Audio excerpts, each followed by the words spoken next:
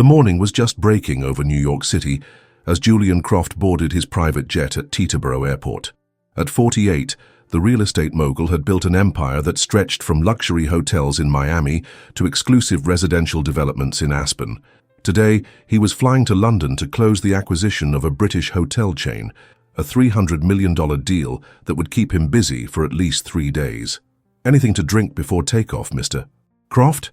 the cabin steward asked as he placed Julian's Italian leather briefcase in the overhead compartment. "A whiskey, please." "Double," Julian replied, loosening his tie.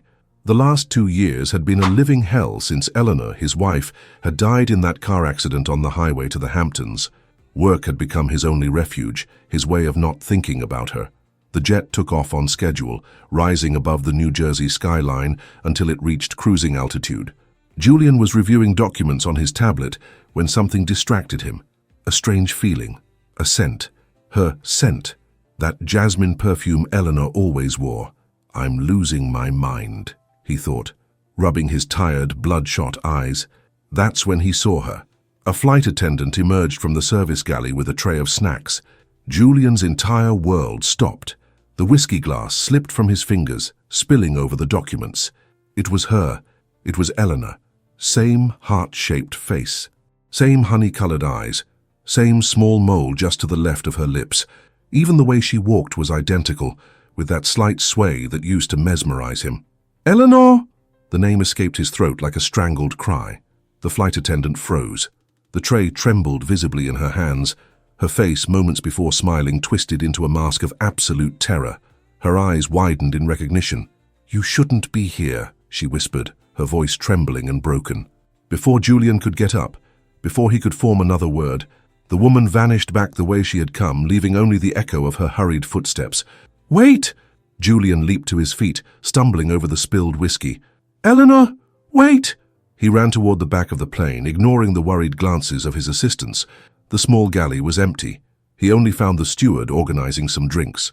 "Mr. Croft, is everything all right?" the man asked, clearly confused. "The flight attendant, the woman who just came in here, where is she?" The steward frowned. "Flight attendant. I'm sorry, Mr. Croft, but on this flight, it's just the captain, the co-pilot, and myself as the crew. I just saw her." Julian felt his breath catch in his throat. A woman, shoulder-length brown hair, honey-colored eyes. "Sir, I assure you, there is no woman in the crew of this flight." Julian frantically checked every corner of the small jet. There weren't many places to hide. The lavatory was empty. The cockpit door was open, revealing only the captain and co-pilot, both men. Yet, the jasmine perfume lingered in the air, a ghost mocking his sanity. "Are you all right, sir?" asked one of his assistants, a young man named David who had been with him for 5 years. "I saw her, David," Julian murmured, sinking back into his seat. It was her. It was Eleanor. David exchanged a worried look with the steward. Everyone in the company knew how devastated Julian had been after his wife's death. "Sir, maybe you should get some rest," David suggested gently. "It's been a very intense few weeks preparing for this negotiation." But Julian couldn't rest. For the remaining 7 hours of the flight, he obsessively checked every corner of the plane. Whenever David or the steward were distracted, he considered every possible explanation. A stress-induced hallucination. A dream so vivid he mistook it for reality. Or had he actually seen his dead wife serving as a flight attendant on his private jet? He remembered Eleanor's funeral, the closed casket due to the condition of the body after the crash, the white flowers, her father weeping inconsolably. It was all as real in his memory as the vision from a few hours ago. When the jet finally landed in London, Julian's eyes were red-rimmed, and determination was etched into every line of his face. As he descended the stairs to the tarmac, he made a decision. "David," he called to his assistant, "get a hold of Jack Riley." "The private investigator?" "That's the one. Tell him to meet me at the hotel tonight. I have an urgent job for him." "And the meeting with the British team tomorrow?" David asked, confused. Julian looked toward the London skyline, a city he'd never been to with Eleanor, a city where inexplicably he had just seen her. "Postpone it," he replied firmly. "There's something far more important I need to solve first." As the driver opened the door to the waiting town car, Julian couldn't get those 5 words out of his head. "You shouldn't be here." Was it a rebuke? A warning? The only thing he knew for sure was that the woman was not a ghost or a hallucination. And if Eleanor was alive, he needed to know why she had put him through 2 years of hell by faking her death. The Savoy Hotel in London received Julian Croft with the deference reserved for its most distinguished guests. While the receptionist processed his check-in with brisk efficiency, Julian barely registered his surroundings.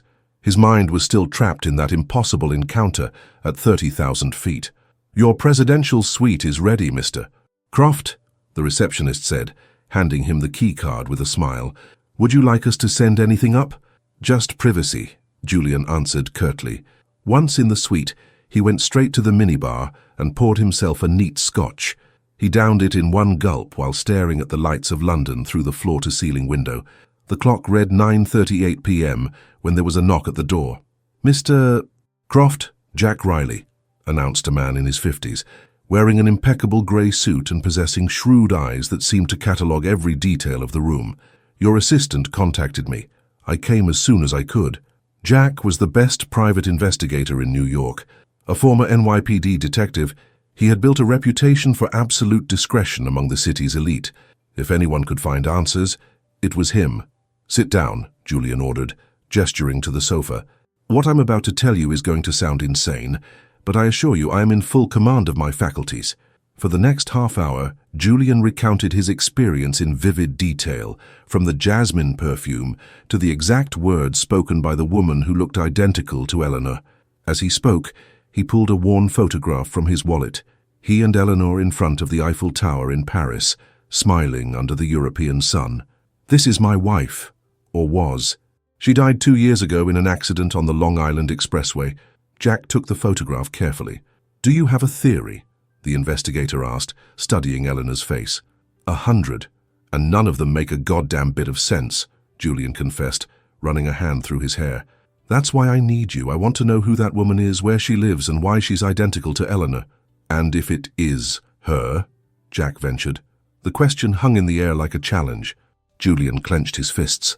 "If it is, I want to know why she faked her death and abandoned me for 2 years." Jack placed the photograph in his inside jacket pocket.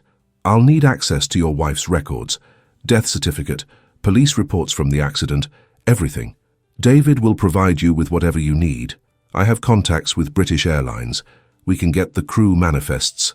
"With all due respect, Mr. Croft, let me handle this my way," Jack interrupted. "You're too recognizable. If your wife is alive and faked her death, she'll be on high alert."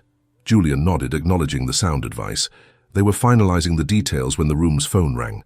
"Mr. Croft, there's a man at the reception who insists on seeing you. He identifies himself as Mark Thompson, head of security for Apex Executive Air." Julian frowned. He hadn't mentioned the incident to anyone from the charter company. "Send him up," he ordered, intrigued. A few minutes later, a man of about 55 with a sturdy build and salt-and-pepper hair entered the suite. He wore a nondescript dark suit and carried a leather briefcase. "Mr. Croft, thank you for seeing me," he said in a formal tone. "I'm Mark Thompson, head of security." "How did you know where to find me?" Julian asked, not offering him a seat. Thompson managed an uneasy smile. "The world of private aviation is small, Mr. Croft, especially when it involves VIP clients." Jack positioned himself discreetly between the two men, assessing the newcomer with a professional gaze. "What do you want, Mr. Thompson?" Julian insisted. "To help you." Thompson lowered his voice. "I know what you saw on that plane today. Or rather, who you saw."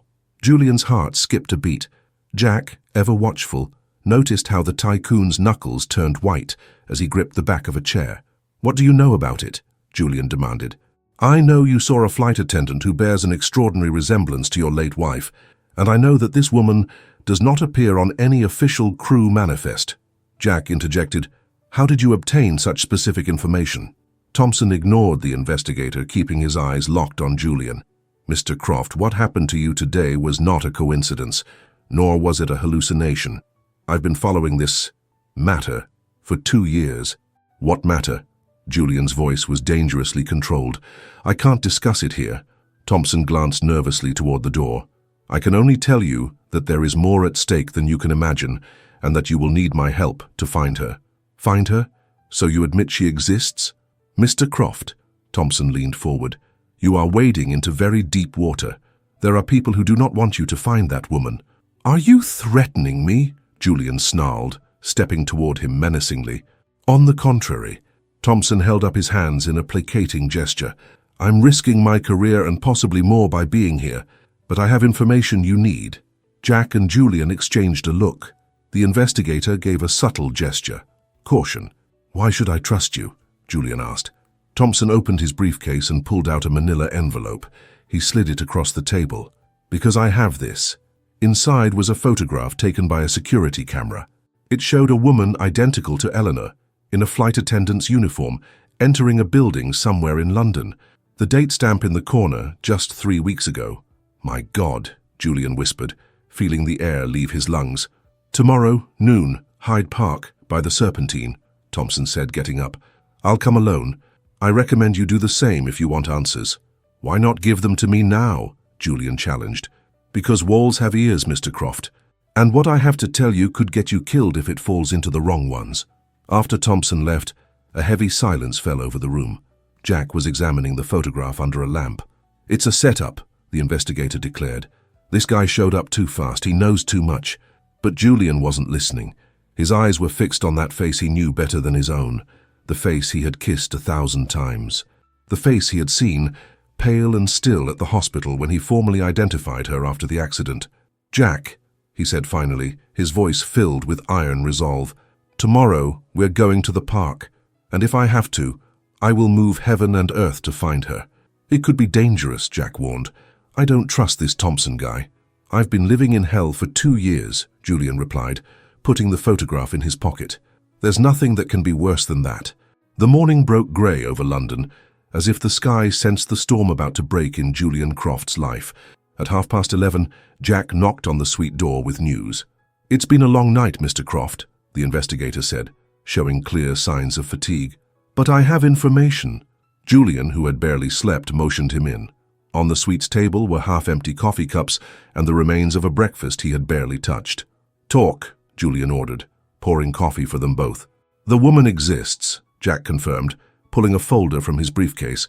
Her name is Sophia Hayes. She's been working as a flight attendant for Atlantic Airways for about 16 months. Julian felt his heart race. Sophia.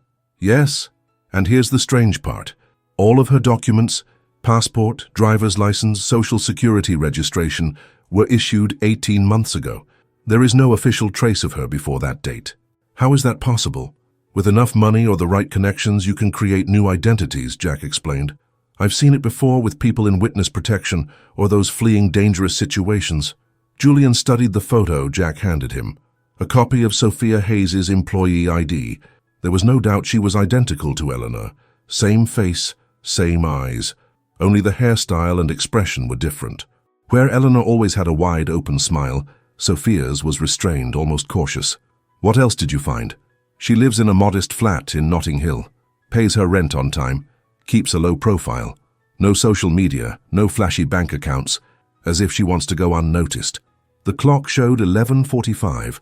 They would soon have to leave for the meeting with Thompson. There's more, Jack added. I reviewed all the documentation on your wife's death. The death certificate was signed by a Dr. Alan Carmichael, who coincidentally resigned from his position at the hospital 2 months after the accident and moved to Costa Rica. No one knows where he is now. A chill ran down Julian's spine. Are you suggesting Eleanor might have faked her own death? I'm not suggesting anything, Mr. Croft. I'm just presenting the facts. Hyde Park was bustling with activity when they arrived. Families enjoying the day, joggers, couples strolling by the lake. Julian and Jack found Thompson sitting on a bench, feeding pigeons like any other retiree.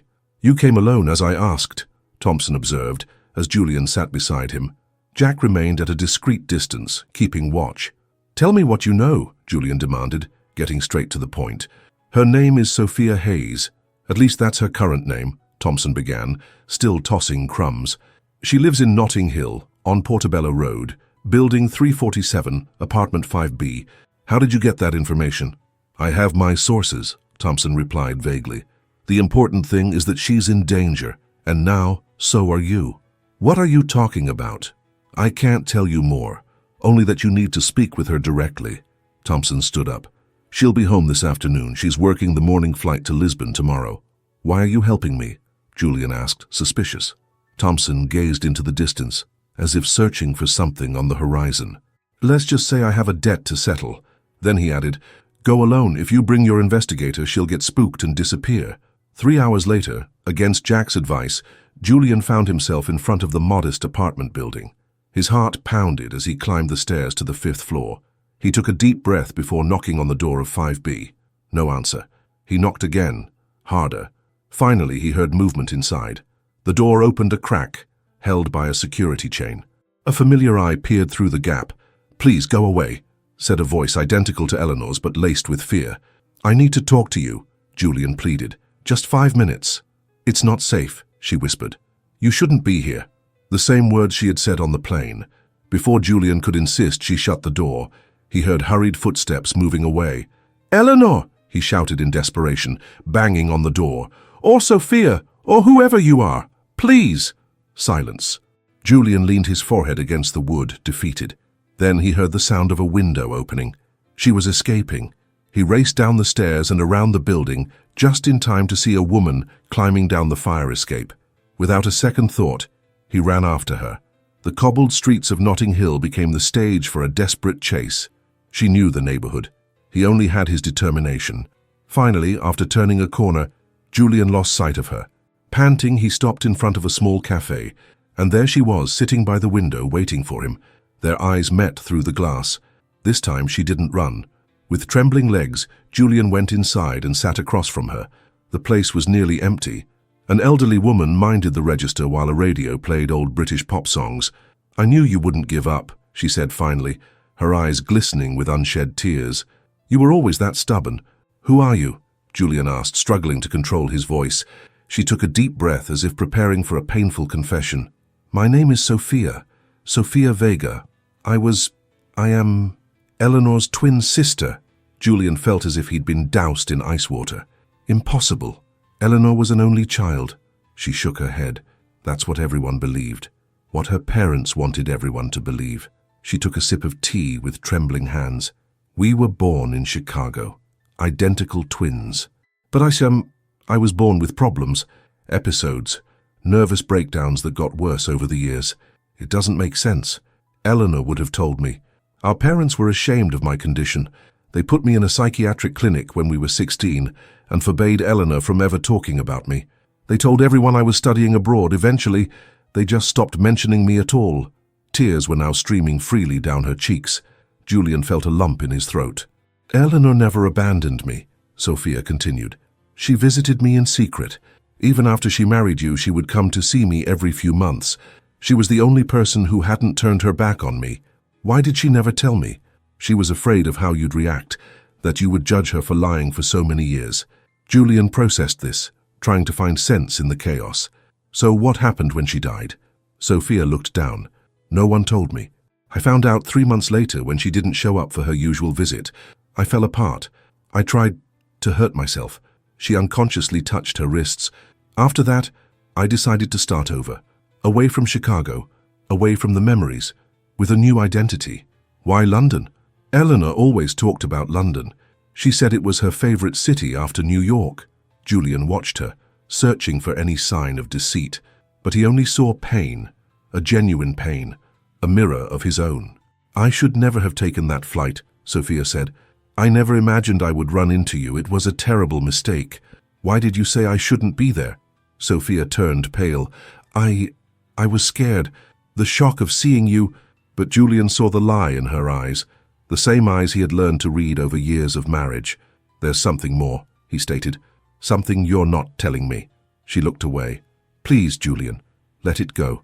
Go back to New York. Forget you ever saw me." "How could I? Look at you. You're identical to her in every way." "But I'm not her." Sophia stood up abruptly. "And I never can be, no matter how much we both might want it." Before Julian could stop her, Sophia left money on the table and walked out of the cafe, disappearing into the crowd that was beginning to fill the streets at dusk. The London night sky unfolded like a blanket sprinkled with lights diffused by the city haze as Julian stood motionless by his suite's window.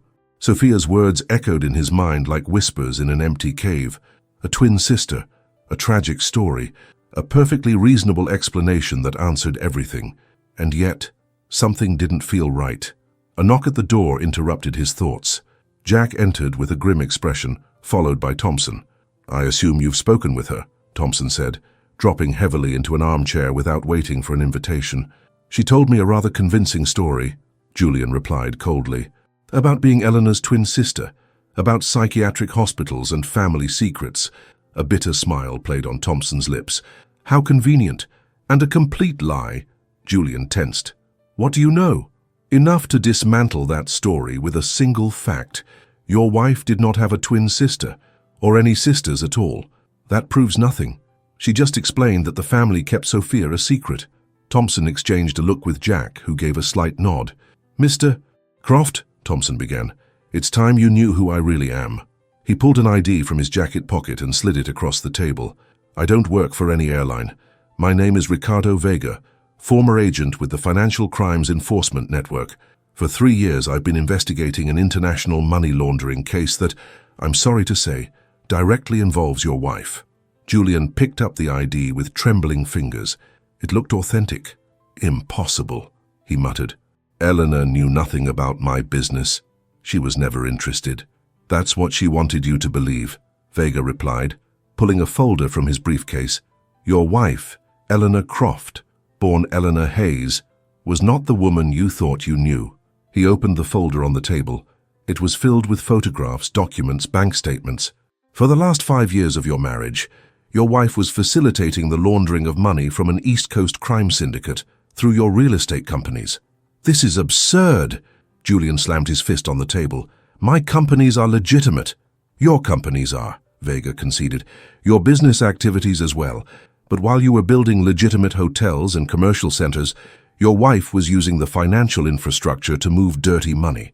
Jack stepped closer to examine the documents. His face darkened as he looked them over. "Mr. Croft, these are authentic wire transfers," the investigator confirmed.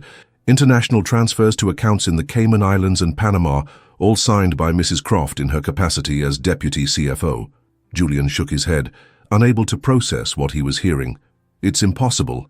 I oversaw every major operation myself." "Every one you saw," Vega corrected. "We're talking about a parallel structure. A shadow financial system built specifically so you would never detect it." "Why? For what purpose?" "Money. Power." Vega shrugged. "And maybe something more personal."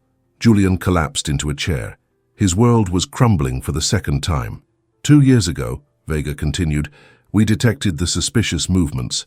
We started following the trail that led us to Eleanor Croft.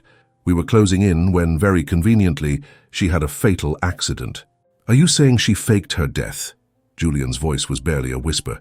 "With the help of Dr. Carmichael, who falsified the death certificate in exchange for $2 million. An unidentified body from the morgue was used in her place, intentionally disfigured to make facial recognition impossible." "I identified that body," Julian protested. "It was her. You identified a body you were told was your wife. Say a body with the same hair type, the same build, and damaged just enough so that you would only see what you expected to see." The images from that horrific morning at the morgue returned to Julian like a tornado. The covered body, the coroner warning him the face was unrecognizable, he himself identifying her by the birthmark on her right shoulder and the wedding ring she still wore. "The ring," Julian murmured. "A clever detail," Vega acknowledged. "Adding the ring was what removed any doubt." Jack, who had remained silent, spoke up. "If all this is true, why would she still be in London? Why not disappear somewhere more remote?" "Because the money is here," Vega explained. "Or more specifically, access to the money. The most important offshore accounts are tied to phantom identities based in London. She needed to be close to manage those funds." Julian stood and walked to the window, his back to them. His silhouette was framed against the city lights. "So now what? Are you here to arrest her?" "I no longer have the authority to arrest anyone," Vega confessed. "I was removed from the case when I insisted that Eleanor Croft was still alive.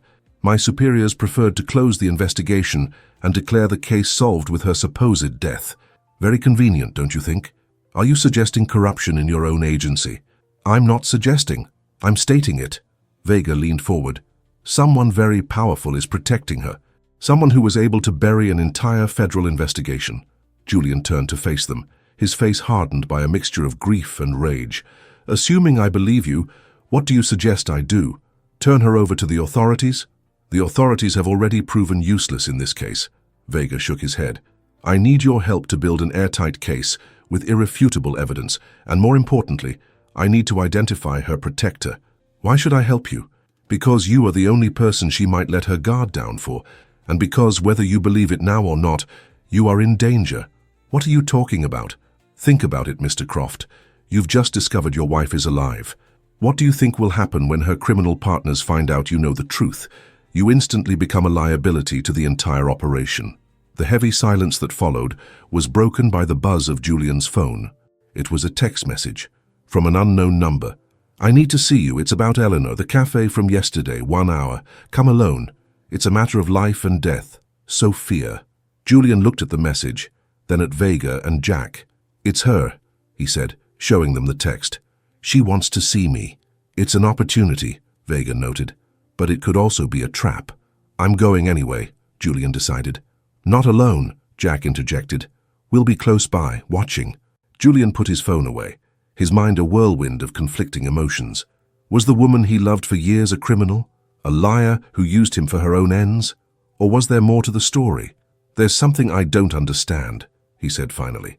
If all this is true, why would she agree to see me now? She knows I recognized her. The logical thing to do would be to disappear. Vega offered an enigmatic smile. That, Mr. Croft, is the million-dollar question. And the answer might surprise us all. As night settled over London, Julian felt he was descending into the deepest darkness of his life, a darkness where the only light came from a woman who could be either his greatest love or his worst enemy. The small cafe was nearly empty when Julian walked in, exactly 1 hour after receiving the message. He was wearing a wire under his shirt, installed by Jack, who was now watching from a car parked across the street. Vega had taken a table inside the cafe, pretending to read a newspaper, unrecognizable in dark glasses and a baseball cap. He saw her as soon as he entered. She was at the same table as the day before, by the window. Her hair was pulled back, and she wore black-framed glasses and a simple white blouse, so much like and yet so different from the Eleanor he remembered. As Julian approached, he noticed something different in her eyes, determination mixed with fear. She was done pretending. "Thank you for coming," she said in a quiet voice as he sat down.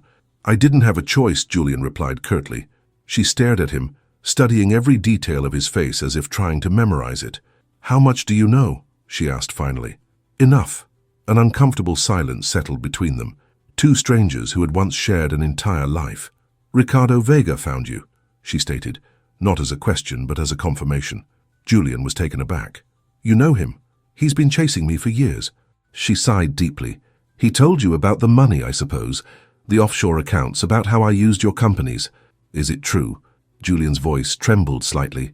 She glanced out the window for a moment, at the street where life went on, oblivious to the drama unfolding between them. "Yes." The word landed like a stone between them. "It's true. So you're not Sophia. There never was a twin sister." "No." Her eyes welled up. "I'm Eleanor, your wife." Julian closed his eyes for a moment, absorbing the impact of the confirmation. Even though he already knew, hearing it from her lips felt like taking the blow for the first time. "Why?" he asked, his voice a thread. "It wasn't how Vega told you." Eleanor leaned forward. "I didn't do it for greed or for power." "Then why did you use my companies to launder money for the mob?" Anger was beginning to seep into Julian's voice. "Because I had no choice." Tears were now rolling down her cheeks. "It all started 7 years ago. Remember when we tried to expand into upstate New York and everything got complicated?" Julian nodded. They had tried to build a resort near the Catskills, but the project had gotten bogged down in a bureaucratic nightmare. "Assemblyman Richards offered to clear all the hurdles," Eleanor continued, "and he did. Overnight, all the permits were approved." "The deputy speaker," Julian recalled. "I always wondered how you pulled that off." "What I didn't know then was that Richards worked for the organization. The deal I made without your knowledge was just the beginning. After that, they came to collect the favor." Eleanor told him how she was forced to facilitate small financial operations, how the threats escalated, how every time she tried to get out, the intimidation became more direct. "They threatened you," Julian said, finally understanding. "Yes. They showed me pictures of you leaving the office, the gym. They told me exactly which bench your mother sat on every Sunday in Central Park." Eleanor shuddered at the memory. "I was trying to protect you all. Why didn't you tell me? We could have gone to the authorities." "The same authorities who work for them?" Eleanor let out a bitter laugh. Richards had judges and cops on his payroll, and when Vega started investigating and got too close, they gave me a choice. Either I disappear, or you disappear. Permanently. Julian felt a chill. The story was starting to make a twisted, terrible kind of sense. So you faked your death. With Richards's help, the irony is he offered me the way out himself. The body of an unidentified woman. Dr. Carmichael falsified the certificate. They gave me a new identity and sent me to London to keep managing the accounts from here. And our marriage, our plans, the 10 years we spent together? Julian's voice broke. Was that a lie too? No. Eleanor reached her hand across the table, trying to touch his, but Julian pulled back. That was the only real thing in this entire mess. What I felt for you, what I still feel, is the only truth I have left. From his position, Vega watched the scene with professional interest. He couldn't hear the conversation, but he could read their body language. These 2 years have been hell, Eleanor continued. Living as someone else, knowing you were suffering. Every single day I wanted to contact you to explain, but you didn't, Julian cut in, his voice bitter. For 2 years, you let me believe you were dead while you kept working for criminals. I kept working to keep them away from you, she corrected. That was the deal. I disappear. I continue the operations from abroad, and they leave you alone. So what changed? Why that flight? Why risk me seeing you? Eleanor lowered her voice to a whisper. Because things got complicated. Richards was murdered a month ago. The organization is fracturing in an internal war. I don't even know who I'm really working for anymore, and the new bosses, they don't trust me. What does that mean? It means I'm no longer useful. Eleanor's eyes filled with terror. And people who stop being useful to them end up in a shallow grave. Julian was beginning to grasp the severity of the situation. Is that why you were on that flight? Were you running? Trying to negotiate an exit with the new leadership. I never expected to see you there. When I saw you, her voice cracked. I knew it was all over, that I couldn't keep running from my past, from you, and now we're both in danger. Eleanor glanced nervously at the door. As soon as they find out you found me, they'll come for both of us. I have information that could destroy them. Names, accounts, contacts. They can't let that get out. Julian ran a hand over his face, overwhelmed. Give me one reason to trust you, just one. Eleanor pulled something from her purse. A small USB drive, which she slid across the table. It's all here. Every transaction, every name, every contact. It's my life insurance. And now it's yours too. Why are you giving this to me? Because despite everything I did, all the lies, I never stopped loving you. Tears streamed freely down her face. And because I need your forgiveness more than anything else in this world. Julian looked at the small USB drive, feeling its weight as if it were a bomb about to explode. Then he looked at the woman across from him, his wife, a criminal, a liar, a victim, and he saw something he didn't expect to find. Sincerity. I don't know if I can forgive you, Eleanor, he said finally, but I will help you get out of this, for what we were, for what we lost. Eleanor's hand found his on the table. This time Julian didn't pull away. That's all I ask, she whispered. A chance to fix this, to start over. Neither of them noticed the 2 men in dark suits who had just entered the cafe, nor the looks they exchanged upon recognizing Eleanor. The trap was beginning to close around them. The Atlantic Bar occupied the corner of a quiet street in Mayfair. With its dim lighting and decor that evoked a 1950s jazz club, it was the perfect place for conversations that weren't meant to be overheard. Julian arrived first, choosing a table in the farthest corner, from where he could watch the entrance. He could still feel Eleanor's touch on his hand, the presence of the USB drive in his pocket, like a burning weight. Vega arrived 20 minutes later, scanning the room with the expert eye of someone who has spent years learning to spot threats. He sat across from Julian without ceremony. You have her under surveillance, Julian stated without preamble, since before I arrived. Vega nodded as the waiter placed 2 whiskeys on the table, which no one had ordered. I've been tracking her since I found out she was alive, he admitted. It hasn't been easy. She's extremely cautious. She told me her version of the story, Julian continued, quite different from yours. I imagine she presented herself as a victim of circumstance. Isn't she? Vega took a long sip of his whiskey as if preparing for a difficult confession. Mr. Croft, it's time for total honesty between us. Vega's eyes locked onto his. My name really is Ricardo Vega, but I'm not exactly who I said I was. Julian tensed his jaw, bracing for another betrayal. I'm a special agent with the DEA, assigned to a joint task force in New York for the last 8 years. Vega discreetly slid a different ID across the table. I work on a unit tracking money laundering for major crime syndicates. Julian examined the credential. It looked real, though he had no way of verifying it. So why did you lie to me? Caution. I needed to assess your level of involvement. Vega retrieved his ID. I'm now convinced you knew nothing. And Eleanor? How involved was she, really? Vega took a deep breath. Your wife was in fact coerced at the beginning. The answer surprised Julian. Assemblyman Richards was our initial target. He used his political position to facilitate the organization's operations, and when your wife dealt with him to solve the problems with that upstate project, she got caught in his web. So she wasn't lying about that. No, the threats were real. These syndicates always prefer cooperation through fear over money. Money can run out, but fear is permanent. Why didn't she go to the authorities? Because she didn't know who to trust. Vega winced. And for good reason. The organization had insiders at every level. State police, federal agencies, even the DA's office. Julian remembered what Eleanor had told him. It was starting to make sense. Our investigation, Vega continued, revealed that Eleanor initially only facilitated small operations. Minor transfers, fake invoices, nothing that would raise red flags. But over time, the scheme grew. How much? In the last 2 years before her death, the operations exceeded $80 million annually. Julian suddenly felt dizzy. Impossible.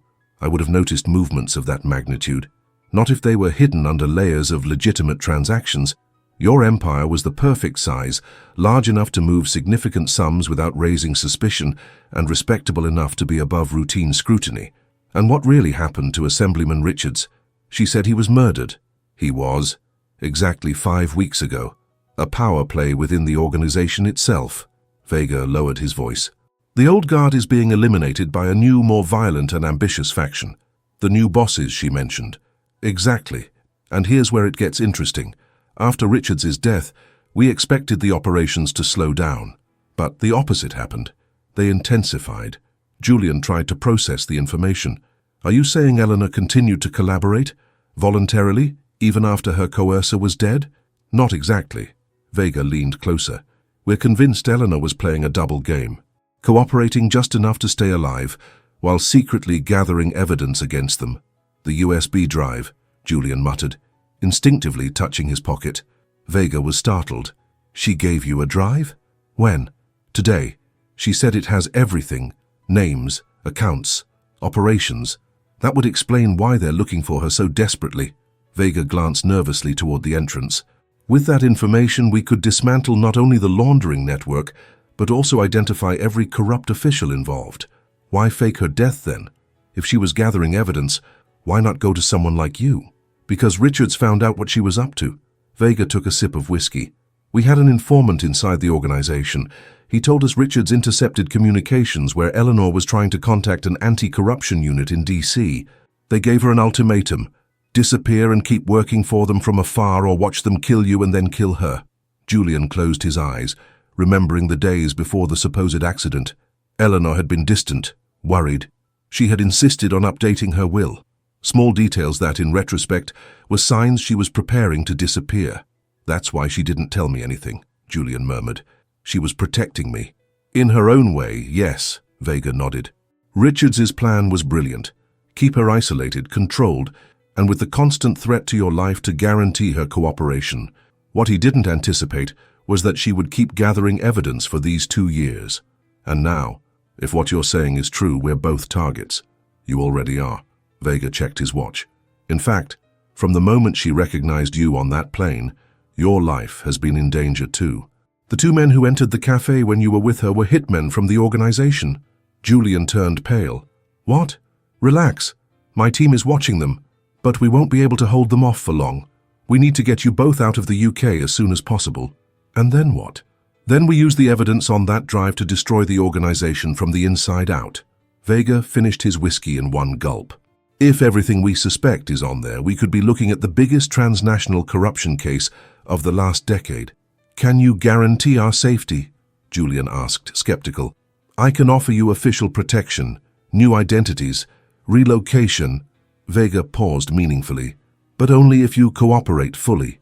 And the companies I built? My life in New York? All of that will have to wait. The first priority is keeping you alive. Julian fell silent, absorbing the magnitude of what he was facing. His entire world had collapsed in just 48 hours. His wife, whom he believed dead, was alive but in mortal danger. His business empire, built over 20 years, was tainted with dirty money. And now he himself was a target. I need to talk to her again, he said finally. That's dangerous. She could be under surveillance. She's my wife, Julian replied firmly. If we're going to face this, we'll do it together. Vega seemed to assess the determination in Julian's eyes. All right, but on our terms, my agents will protect you. As they stood to leave, Vega added one last warning.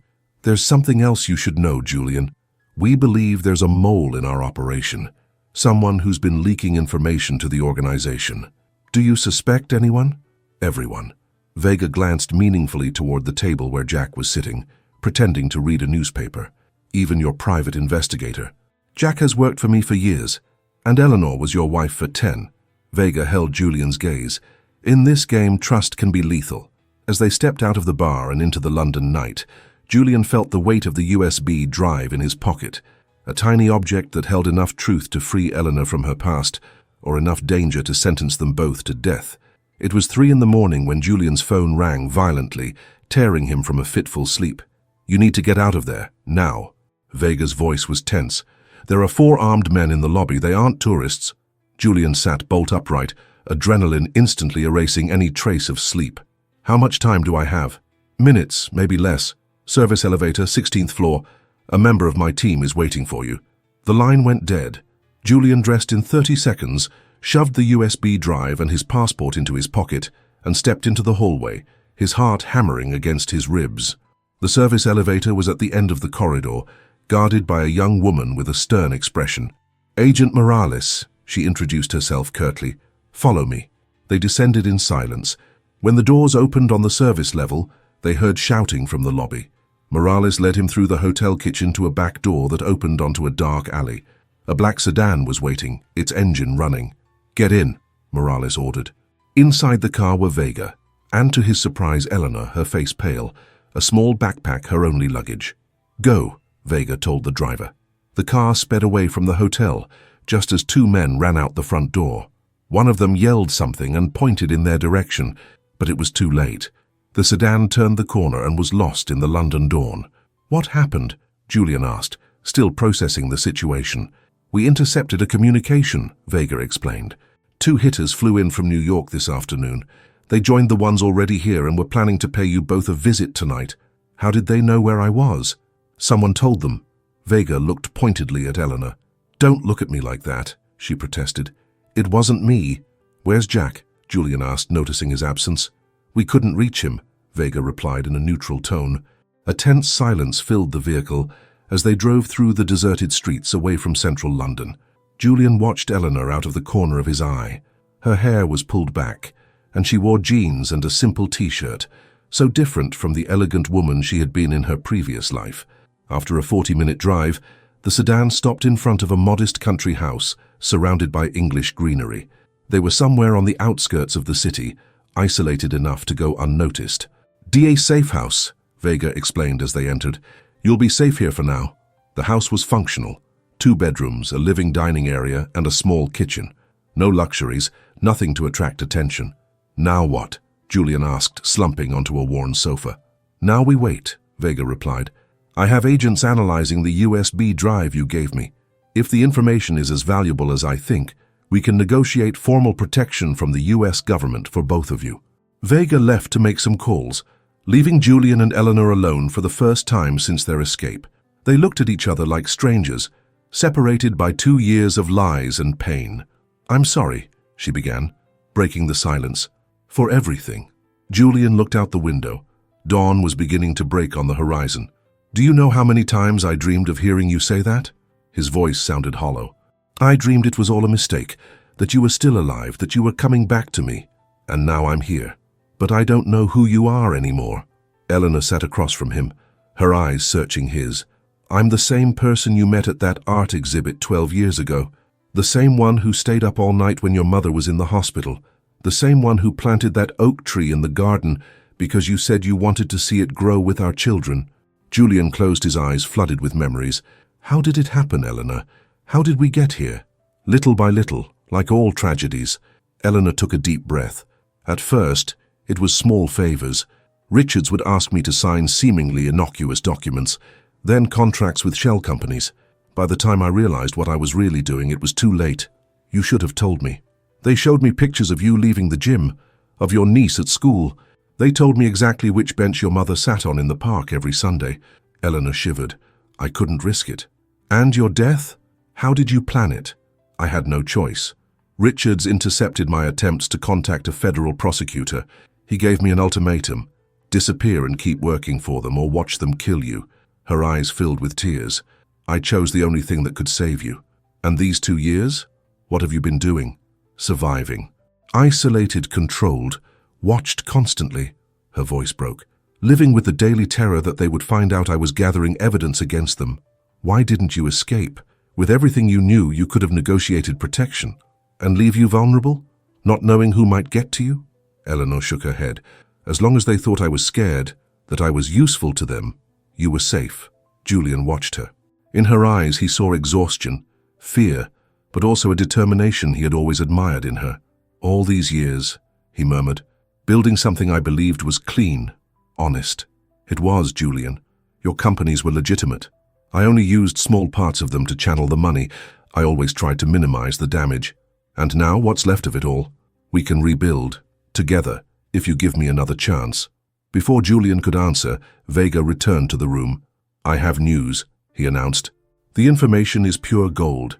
Names of corrupt judges, politicians, laundering routes, everything. But there's something else. What? They both asked in unison. We've identified the new leader of the organization. He's known only as the Architect. Vega showed them a photo on his phone. And according to our analysts, he'll be in London tomorrow for a meeting with his financial operators. It's our chance, Eleanor said. If they capture him, the whole structure could collapse. The problem is he's extremely cautious. He only meets in secure locations with people he trusts. Vega looked intently at Eleanor. But there's something that might draw him out of his comfort zone. What? Julian asked, sensing the answer. The two of you, together. Vega sat down, explaining his plan. The rumor that Julian Croft has found his supposedly dead wife is circulating. The Architect needs to eliminate that threat before the information Eleanor has can reach the authorities. You want to use us as bait? Julian scowled. I want to give the Architect exactly what he's expecting. A chance to silence you. Vega smiled. Only we'll be waiting for him. It's dangerous, Julian protested. It's our best chance, Eleanor countered. I know their methods. He'll want to personally verify that we've both been eliminated. And after? Julian asked. Witness protection? New identities? If everything goes well, you could return to a normal life. Eventually, Vega replied. The information Eleanor gathered is enough to dismantle the entire network. Julian stood and walked to the window. The sun was now fully risen, bathing the greenery in golden light. He thought about everything he had lost and everything he could still lose. Will it work? He asked, looking at Eleanor. I don't know, she answered honestly. But it's our only way out. Julian nodded slowly. What's the plan? As Vega explained the details, Julian watched Eleanor. Despite all the pain, all the betrayal, something inside him was beginning to understand the impossible situation she had been in, the terrible choices she'd had to make. And for the first time in 2 years, he felt an emotion he thought was dead. Hope. Hope that somehow they could find their way back. Not to what they were, but to something new, forged in the fire of this ordeal. We're in this together, he said finally, extending his hand to her. Eleanor took it, lacing her fingers through his. Together, she repeated, tears in her eyes but firmness in her voice. The grand ballroom of the Grosvenor House Hotel shimmered with the elegance of high-level corporate events. Journalists from major financial outlets and international correspondents settled into their seats, intrigued by the sudden press conference called by real estate magnate Julian Croft. Dressed in an impeccable navy suit, Julian adjusted the microphone and looked directly at the cameras. His face projected the image of a concerned but resolute businessman. Thank you for attending this urgently convened press conference, he began, his voice firm. As CEO and founder of the Croft Group, it is my responsibility to report that we have discovered financial irregularities in some of our international operations. A murmur rippled through the room. Photographers' cameras flashed frantically. These irregularities appear to be part of a broader scheme involving various financial institutions and possibly officials in several countries. Julian paused for effect. I have initiated a thorough internal investigation and am cooperating fully with the competent authorities. From the back of the room, Vega watched intently, dressed like any other executive. Through a tiny earpiece, he gave instructions to his agents scattered throughout the audience. Watch the exits, any suspicious reactions. A few feet from Vega, blending in with the journalists, Eleanor, her hair now dyed black, wearing thick-framed glasses, pretended to take notes. Her eyes discreetly scanned the attendees, looking for familiar faces. In the coming days, Julian continued, I will present detailed documentation exposing how some of our subsidiaries were used without my knowledge. My commitment is to total transparency, regardless of which powerful figures may be implicated. The trap was set. The message was clear for those who needed to understand it. Julian Croft had proof and was willing to use it. After answering a few carefully selected questions, Julian concluded the conference. As he left the stage, he noticed two men in suits rising hastily, speaking into their phones. The bait had been taken. That same night, Eleanor made a brief appearance at a reception hosted by the UK-US Chamber of Commerce. Dressed elegantly but not too conspicuously, she made sure to be seen by the commercial attaché from the US Embassy, who, according to Vega's intelligence, had ties to the organization. It's working, Vega confirmed when they both returned to the safe house. Our informants are reporting frantic activity. The architect has moved up his trip. He arrives tomorrow. Julian and Eleanor exchanged a look. The plan was in motion, but so was the escalating danger. Are you sure about the intel? Julian asked. Absolutely, Vega replied. He'll arrive on a private jet at Heathrow at 3:30 p.m. We have agents watching. And now? Eleanor inquired. Now we execute the final phase. Vega spread a map on the table. Tomorrow you'll move to the Connaught in Mayfair. It's neutral territory but public enough that the architect won't try anything too obvious. And if he does? Julian asked. That's what we're for. Vega pointed to several spots on the map. Snipers on these buildings, agents in the lobby and on adjacent floors, a full tactical unit 5 minutes out. The night was long and tense. While Vega finalized details with his team, Julian and Eleanor remained in the small living room, sharing a silence that slowly turned into conversation. Remember our first date? She asked suddenly. Julian smiled faintly.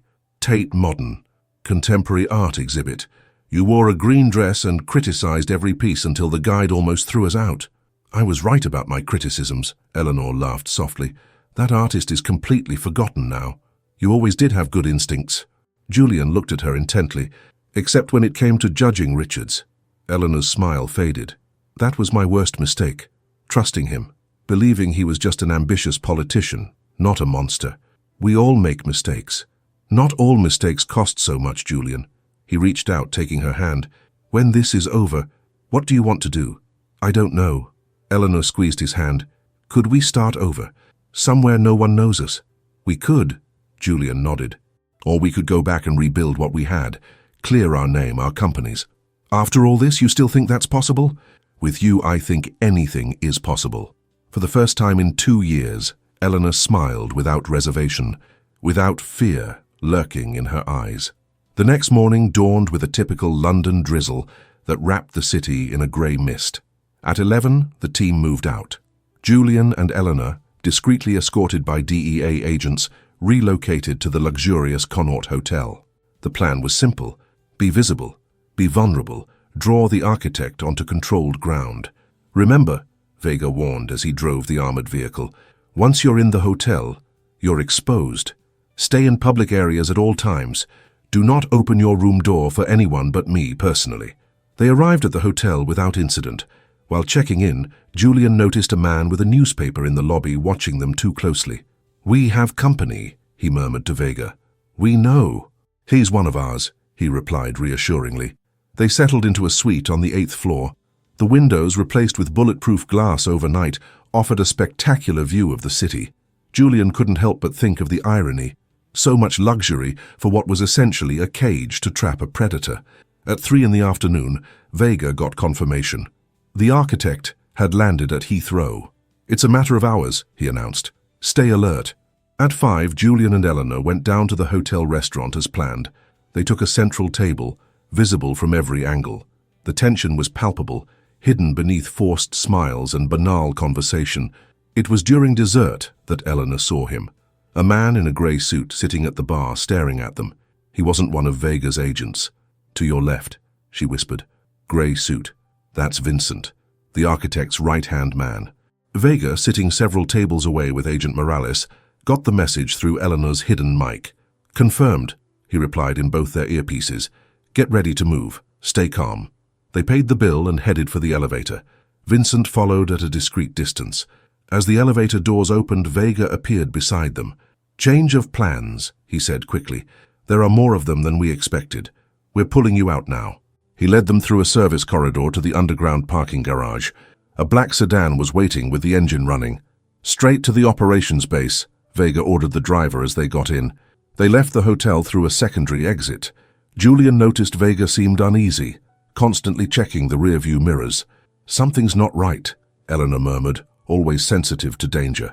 They hadn't gone 2 blocks when a black SUV rammed the side of their vehicle with violent force. The impact was brutal. The sedan spun out of control before slamming into a lamppost. "Get down!" Vega yelled, drawing his weapon. The shooting started immediately. Shattered glass rained down on them as bullets tore into the car's body. The driver lay motionless, hit in the crossfire. Vega returned fire with precision, managing to take down 2 attackers before a bullet caught him in the shoulder. He grunted in pain but kept shooting. "We have to move," he yelled at Julian. "Back door now!" Julian grabbed Eleanor's hand and they slid out of the vehicle, crouching behind the wrecked car. Vega provided cover, keeping the attackers at bay. They managed to reach a side alley when they heard more shots. Vega appeared seconds later, staggering, his suit soaked in blood. "I'm fine," he gasped, though he clearly wasn't. There's a safe house 3 blocks from here. Albion Street, 253. He slumped against the wall, breathing heavily. Julian supported him. "Hang on, we'll call an ambulance." "No time." Vega reached into his jacket and pulled out a small USB drive, different from the one Eleanor had given them. "Take this. It's vital." "What is it?" Julian asked, confused. "The real trap," Vega whispered. "There's a mole, someone who's been leaking information. It's all on here. Names, proof." "Who?" Eleanor demanded. Vega coughed, spitting blood. "Don't trust anyone on the team. No one except Morales. She's the only one." Sirens began to wail in the distance. "Go," Vega urged. "The safe house. Morales will contact you there." "We can't leave you," Julian protested. "If you stay, it was all for nothing." Vega looked at them with intensity. "Go. Finish this." With a heavy heart, Julian helped Eleanor up. Together they disappeared into the labyrinth of London streets, leaving a dying man behind and carrying the weight of a truth even more dangerous than the one they already knew. The trap had been set, but they no longer knew who was the hunter and who was the prey. The safe house turned out to be a modest flat in a walk-up building. Eleanor used the keycard Vega had given them days before as a backup. The interior was Spartan. A worn sofa, a table with 2 chairs, a small kitchen. The blinds were drawn, plunging the place into a protective gloom. "Do you think Vega will make it?" Eleanor asked as Julian double-locked the door. "I don't know." Julian shook his head. The image of the agent bleeding out in that alley was seared into his mind. He lost a lot of blood. He sank onto the sofa, feeling the ache in his shoulder for the first time, bruised during the impact. Eleanor found a first aid kit in the bathroom and began cleaning the cuts on Julian's face. "We need to see what's on that drive," she said when she finished. Julian pulled the small device from his pocket. It seemed so insignificant, so fragile to hold information worth human lives. "There's a laptop," Eleanor noted, uncovering it on the table. They booted up the computer and plugged in the USB drive. It contained a single folder labeled Architect. Inside were dozens of meticulously organized files, photographs, scanned documents, transcripts of phone calls. "Oh my God," Eleanor whispered as they scrolled through the contents. The files revealed a web of corruption that stretched like a spiderweb across 3 countries. It implicated not only the organization, but high-ranking politicians in the US, the UK, and Mexico. There were records of million-dollar transfers to offshore accounts, recordings of clandestine meetings, even detailed plans to eliminate rivals and incorruptible officials. "This is so much bigger than we imagined," Julian said, overwhelmed by the scale of the discovery. Eleanor opened a document titled Hierarchy. It contained a detailed organizational chart of the entire operation. At the very top was one name, Marcus Thorne, director of the DEA's International Narcotics Division. Vega's boss? Julian leaned in for a closer look. "He's the architect?" "It makes sense," Eleanor murmured. "Who better to hide criminal operations than the man in charge of investigating them?" They continued exploring the files until Julian opened a folder marked Informants. What he saw made his blood run cold. "Jack," he muttered in disbelief. The screen showed photographs of his private investigator meeting with Marcus Thorne at a restaurant in New York. Alongside the images were transcripts of conversations where Jack reported Julian's every move since being hired. "The mole," Eleanor confirmed. "That's how they knew to find you at the hotel that night." "He worked for me for years," Julian said, feeling the sting of betrayal. "I trusted him completely. Like I trusted Richards." Eleanor placed her hand on his. "The best predators are the ones you'd never suspect." The flat's landline phone suddenly rang, making them both jump. Julian looked at Eleanor, hesitating to answer. "It could be Morales," she suggested. "Vega said we could trust her." Julian picked up the receiver cautiously. "Hello? It's Morales." The agent's voice was tense. "Vega's at St. Thomas's Hospital. He's stable but critical. I need you to come immediately." "How do we know we can trust you?" "Vega told me to tell you the answer is in Paris." Julian looked at Eleanor. It was a reference to the photograph in his wallet, the one of them in front of the Eiffel Tower. A detail only Vega could have known. "We'll be there," Julian confirmed. They took a taxi to the hospital, constantly checking if they were being followed. In the reception area, Morales was waiting for them with a grave expression. "He's in the ICU," she reported, leading them through sterile corridors. "The doctors say he'll pull through, but he lost a lot of blood." They entered a small, private waiting room, away from the hospital's main bustle. "Did you see the contents of the drive?" Morales asked in a low voice. Julian nodded. "Thorne is the architect. Vega suspected it for months, but he needed proof. He's been building this case in secret, without informing his superiors. And Jack, an informant for Thorne." Morales pressed her lips together. "We found out 3 days ago, but Vega decided to keep him close, feeding him false information to divert Thorne's attention." "What do we do now?" Eleanor asked. "Thorne is in London," Morales replied. "He supposedly came to personally oversee the operation after the failed attack. This is our chance to catch him with irrefutable evidence." "How?" "We have a contact in the Crown Prosecution Service. Someone incorruptible who can issue an arrest warrant based on the proof we have. But we need to deliver the information to him in person." "Where is he now?" Julian asked. "On his way to a secure meeting at the Barbican Center. Prosecutor Davies is expecting us there at midnight." After a brief visit with Vega, who remained unconscious amidst a web of machines and tubes, they left for the iconic, sprawling complex that dominated that part of London. They arrived half an hour early and went up to the 32nd floor where a middle-aged man was waiting for them. "Agent Morales," the man greeted, extending his hand. "I'm Simon Davies." They entered a minimalist apartment with floor-to-ceiling windows, offering a panoramic view of the illuminated city. Julian held out the USB drive to Davies. "It's all here. Names, dates, transactions." Davies took the device carefully, as if it were a fragile, precious object. "This could change the course of the fight against drug trafficking in our countries." When he plugged the drive into his computer, however, his expression shifted subtly. An almost imperceptible smile touched his lips. "Excellent work, Mr. Croft," he said in a different, colder tone. "We finally have the last piece of the puzzle." A chill ran down Julian's spine. Something was wrong. "What do you mean?" "I mean, Ricardo Vega has been very clever, hiding this evidence all these years." Davies looked directly at Eleanor. "Almost as clever as you, my dear, faking your death and then betraying your partners." The door burst open. Jack Riley entered, followed by 2 armed men. Julian turned to Morales, but she was already pointing her gun at them. "Forgive me," Davies said now with open satisfaction. "I should have introduced myself properly. Marcus Thorne, at your service." Julian felt the floor drop out from under him. "But Prosecutor Davies—" "Never existed," Thorne smiled broadly. Just another identity, useful for occasions like this. Vega knew, Eleanor stated, maintaining her composure despite the terror in her eyes. That's why the drive, the evidence. Vega was always too smart for his own good, Thorne admitted. A shame he trusted the wrong people. He glanced meaningfully at Morales. Why? Julian asked the agent, feeling the bitter bile of a second betrayal. Business, Mr. Croft, she replied coldly. Just business. Thorne walked to the window, gazing down at the city below. Vega never understood that this isn't about good versus evil.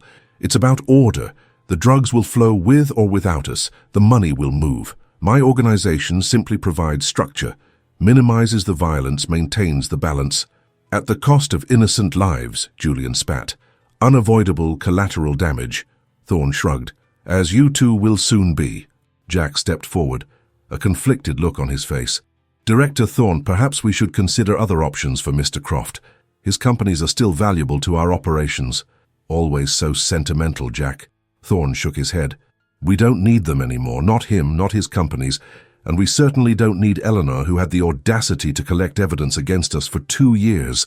As Thorne spoke, Julian noticed something out the window. Red and blue lights approaching the building. A lot of them. Looks like we have company, he said, trying to buy time. Thorne turned to the window, frowning at the sight of the police vehicles. What the hell? He looked at Morales. Who else knows we're here? Before the agent could answer, her phone buzzed. She pulled it out slowly and stared at the screen, bewildered. It's a message from Vega, she murmured.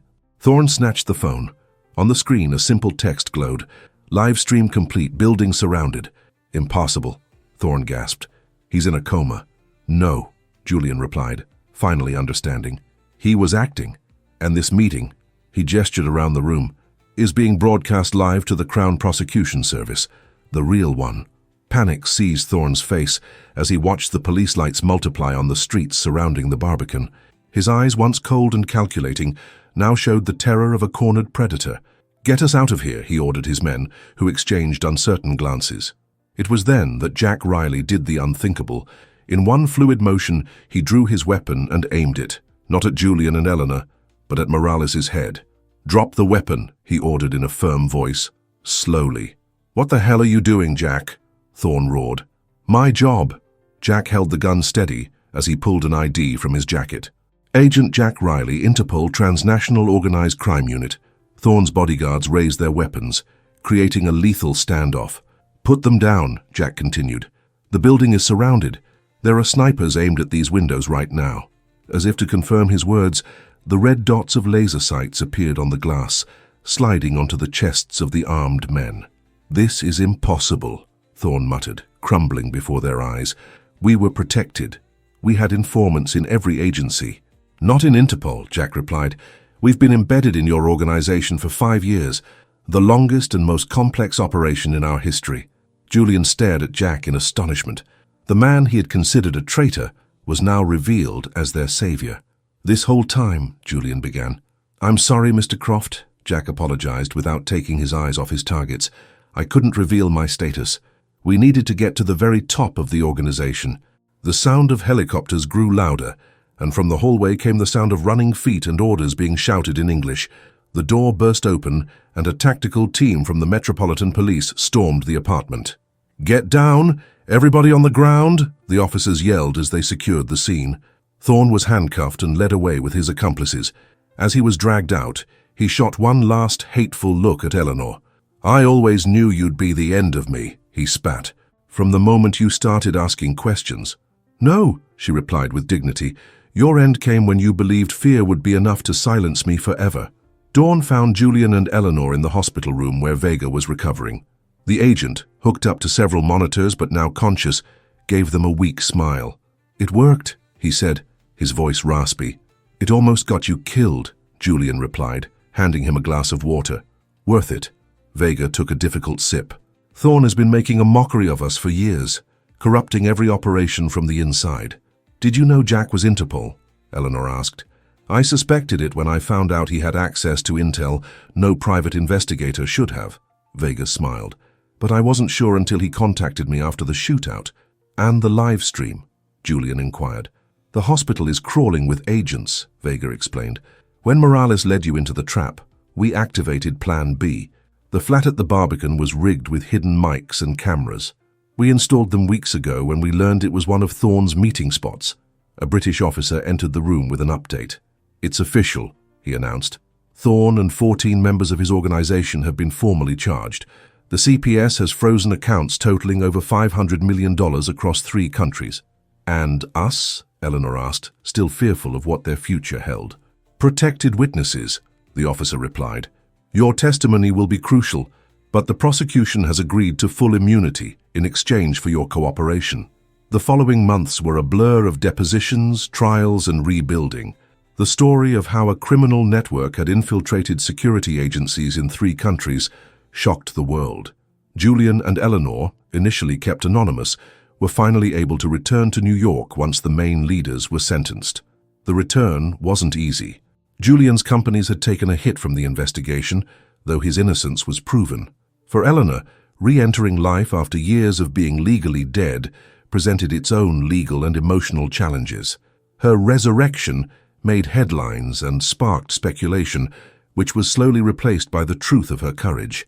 6 months after Thorne's arrest, on a sunny April morning, Julian was waiting in his office in New York.